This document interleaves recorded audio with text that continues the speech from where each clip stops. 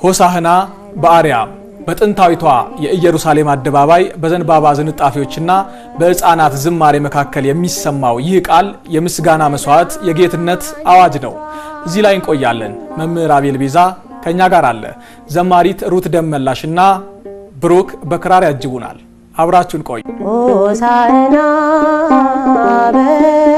በአርያም እያሉ ዘመሩ ሕፃናት በኢየሩሳሌም። ይሄ መዝሙር የጌታችን የመድኃኒታችን ኢየሱስ ክርስቶስን ወደ ኢየሩሳሌም መግባት የሚያወሳ ዝማሬ ነው።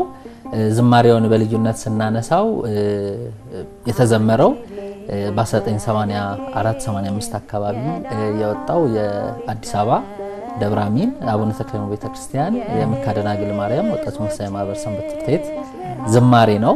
ቁጥር 1 ካሴቱ ላይ 10ኛው ላይ እናገኘዋለን። ሰላምሽ ዛሬ ነው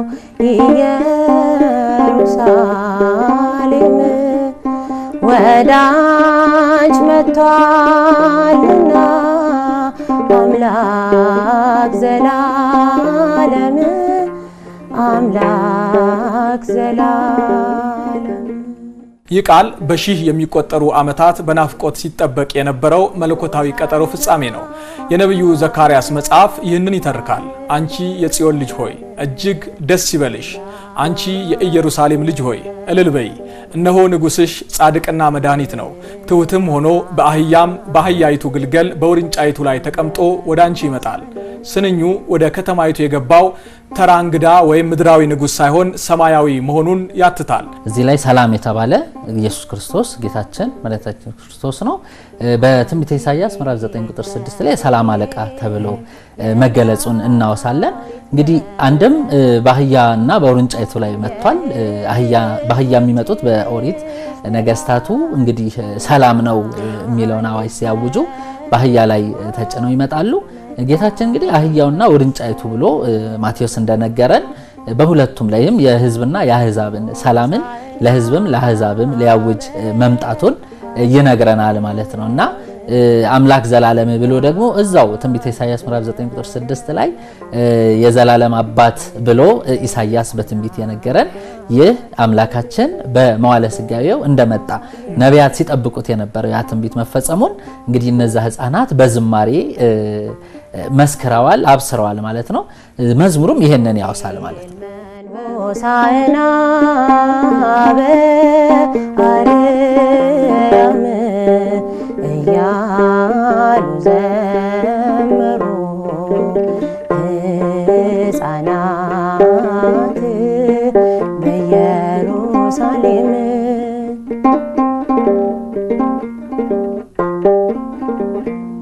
ይህ ስንኝ በዝማሬ ውስጥ ጎልቶ የሚሰማ የድልና የትህትና መወድስ ነው። በዚያች ዕለት ታላላቆች የሚሆነውን በዝምታና በግርምት ቆመው ሲመለከቱ፣ ሕፃናት ግን በንጹህ ልባቸው እውነተኛውን ንጉስ አወቁት፣ ምስጋናውን ተረከቡ። የሕፃናት አንደበት የሰማያዊው ምስጢር መተንፈሻ ሆነ። ቅዱስ ቄርሎስ ዘአሌክሳንድሪያ እንዳለው እነዚያ ምንም የማያውቁ ሕፃናት ፈሪሳውያን ሊረዱት ያልቻሉትን የአምላክነት ምስጢር በመንፈስ ቅዱስ ተረድተው ሆሳዕና በአርያም አሉ። ሆሳዕና በዕብራይስጡ ሆሻዕና ይለዋል። ይህም አቤቱ እባክህ አሁን አድን፣ አቤቱ እባክህ አሁን አቅና ብለው ነቢያት በተለይም ቅዱስ ዳዊት በመዝሙር 117 ቁጥር 25 ላይ የተናገረውን ነቢያትም በጊዜያቸው በሙሉ ይህንን አምላክ ሲናፍቁ እንደነበረ የሚያሳይ ነው። ያ ትንቢት መፈጸሙን አምላክ ወልደ አምላክ ደግሞ መምጣቱን ያነሳል ማለት ነው። እንግዲህ ሕፃናት የዘመሩበት ልዩ በዓል ነው።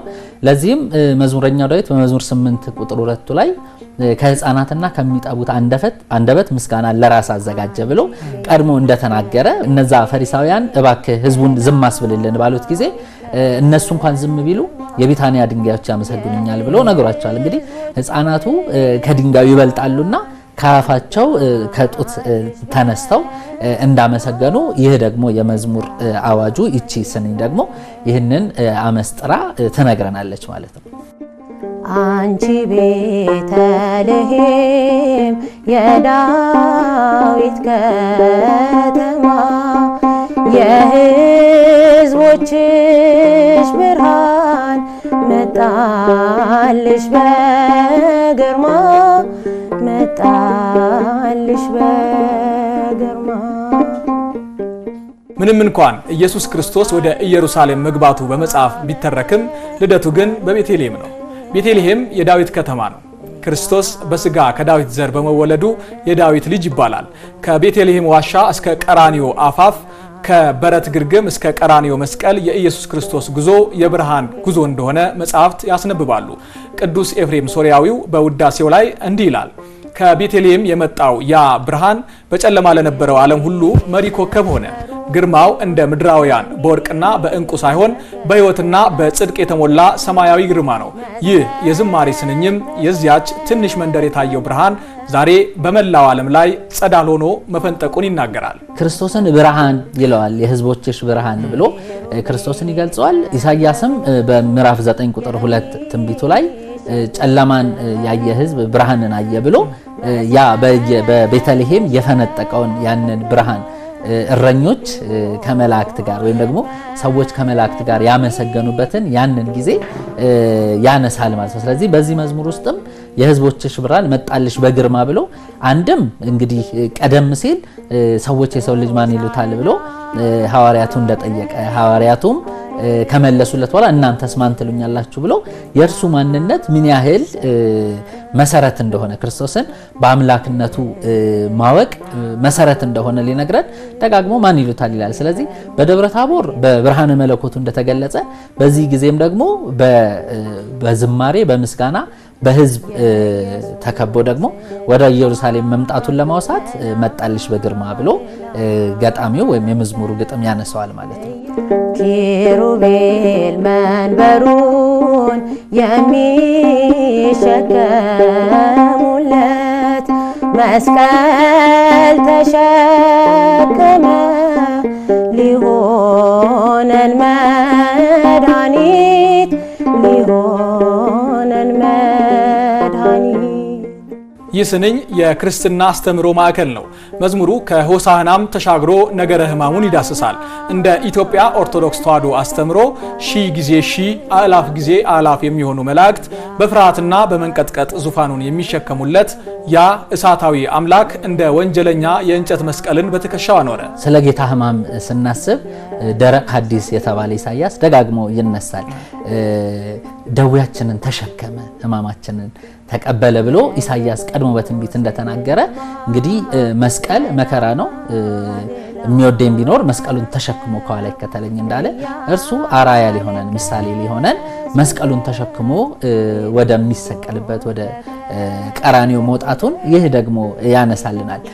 ቀደም ሲል እንግዲህ በተለያየ መንገድ እንደሚገለጸው ኪሩቤል መንበሩን የሚሸከሙለት ያ ክርስቶስ ወልድ እግዚአብሔር ማለት ነው።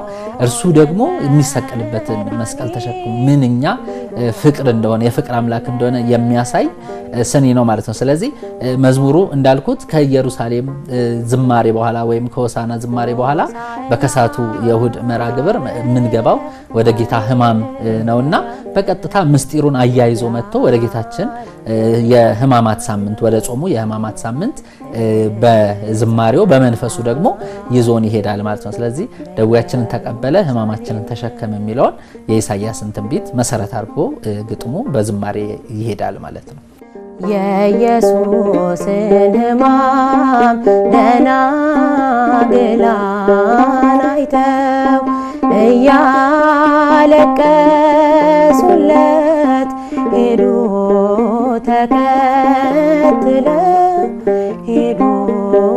ተከትለው ኢየሱስ ክርስቶስ ለሰው ልጆች ድህነት ወደ ቀራኒዮ ባደረገው ጉዞ ሲጓዝ ሴቶች እየተከተሉ ያለቅሱለት ነበር። ኢየሱስም የኢየሩሳሌም ሴቶች ልጆች ሆይ ለእኔ አታልቅሱ፣ ነገር ግን ለራሳችሁና ለልጆቻችሁ አልቅሱ ማለቱን ወንጌላዊ ሉቃስ ጽፎታል። በዚያ በሕማም ወቅት ደቀ መዛሙርቱ ፈርተው በሸሹበት በጭንቅ ሰዓት ደናግልና እናቶች ግን እንባቸውን እንደ ማዕጠንት እያቀረቡለት ተከተሉት። ያ እንባ የፍቅር እንባ ነበር። ያ ጩኸት የርኅራኄ መገለጫ ነበር። አባ ጊዮርጊስ ዘጋስጫ በመጽሐፈ ምስጢር ላይ እንዲህ ይላል፣ ጌታ ሆይ አንተ ለዓለም ስትል ስትታመም ፍጥረታት ሁሉ በአንተ ሕማም ታመው ፀሐይ ጨለመች፣ ደናግልም በልቅሶ አለሉ። የጌታችን ይህ መስቀልን ተሸክሞ የሄደው ጉዞ ፍኖተ መስቀል ይባላል። ወደ 14 ምዕራፎች ያህል ተጉዟል። ይህንን የደናግላኑን ለቅሶ የምናገኘው 8ኛው ምዕራፍ ላይ ነው። እንግዲህ እነዛ ሴቶች እናቶች ደናግላን የጌታን ሕማም መከራውን ባዩ ጊዜ ምክንያቱም ጌታችን መስቀሉን ያሸከሙት ከግርፋቱ በኋላ ነው። ያን ሁሉ 666 ግርፋት እንግዲህ አጥንቱ እስኪታይ ድረስ ስጋው አልቆ እንደውም 2 ጊዜ ነው ልብሱን የገፈፉት ይላል። በተለይ ሕማማተ መስቀልንም ስናየው የነበረውን ሕማም መከራውን ከህሊና በላይ ነው። ስለ ሰው ልጅ ፍቅር የተከፈለ መስዋዕትነት ነውና ያንን እያዩ በርኅራኄ ልቦና ያለቅሱ ነበር።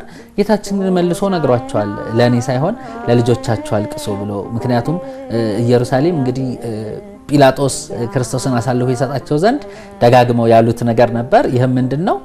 ደሙ በእኛ በልጆቻችንና በልጅ ልጆቻችን ላይ ይሁን ብለው ከዚያ በኋላ መከራን ለልጅ ልጅ ያወረሱበት ቃል ነው። እነዚህ በኢየሩሳሌም ሲገባ በአህያና በውርንጫይቱ ላይ ተቀምጦ ሲገባ ሆሳና በአርያም ብለው የዘመሩለት በሙሉ እንግዲህ መልሰው ደግሞ ዓርብ ዕለት ስቀለው ብለው የጮሁ ናቸው። ስለዚህ ይህንን በማሰብ ለልጆቻቸው አልቅሶ ብሎ ትንቢት የተናገረበት ክፍል ነው። መዝሙሩ የኢየሱስ ክርስቶስን የኢየሩሳሌም የክብር አጀብ ከሕማሙ ጋር አዛምዶ ያዘ በምእመናን ዘንድ ተወዳጅ የሆነ ዘመን ተሻጋሪ ምስጋና ነው።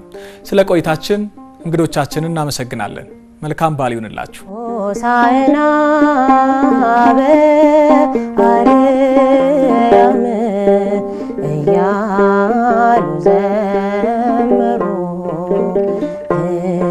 ሕፃናት በኢየሩሳሌም